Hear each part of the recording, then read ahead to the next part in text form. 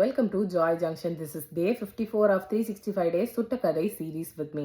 So நான் இன்னைக்கு என்ன விஷயம் சொல்ல போறேன்னா, என் பல ஃப்ரெண்ட்ஸ் நான் பார்த்துருக்கேன். எல்லாருமே ரிலேஷன்ஷிப்பில் என்ட்ரு ஆயிருப்பாங்க. எப்படி என்ட்ரு ஆயிருப்பாங்க? மூவியோட இன்ஃப்ளூயன்ஸ், இல்லை பக்கத்தில் இருக்க பியர்ஸோட இன்ஃப்ளூயன்ஸ், அந்த மாதிரி ஒரு இன்ஃப்ளூயன்ஸ்னால டக்குன்னு ஒரு ரிலேஷன்ஷிப்பில் என்ட்ரு ஆயிட்டாங்க. அவங்க எடுத்தோன்னே எக்ஸ்பெக்ட் பண்ணுறது என்ன, இப்படி தான் இருக்கும் போல், படத்தில் வர மாதிரி தான் இருக்கும் போல், இங்கே ஊர் சுற்றணும், அங்கே போகணும், இங்கே போகணும் அப்படின்னு நினச்சிப்பாங்க. பட் போக போக தான் தெரியும் இட் இஸ் ஃபார்.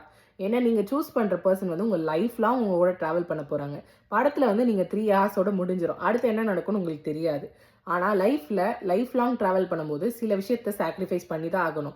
அவங்கள மாதிரி நம்மளால ட்ரிப் போக முடியாது, அவங்கள மாதிரி எங்கேயும் போக முடியாது. பிகாஸ் லிவிங் எக்ஸ்பென்ஸ் இருக்கும், உங்கள் பார்ட்னரும் நீங்களும் எவ்வளோ ஏர்ன் பண்ணுறீங்கன்றது இருக்குது, அவங்களோட டைம் எப்படி இருக்குன்றது எல்லாமே இருக்குது. பட் ஆனால் அந்த விஷயத்தில் நீங்கள் எக்ஸ்பெக்டேஷன்ஸ் வச்சுருந்தீங்கன்னா அதில் ஒரு பாதி சாட்டிஸ்ஃபை ஆகும்.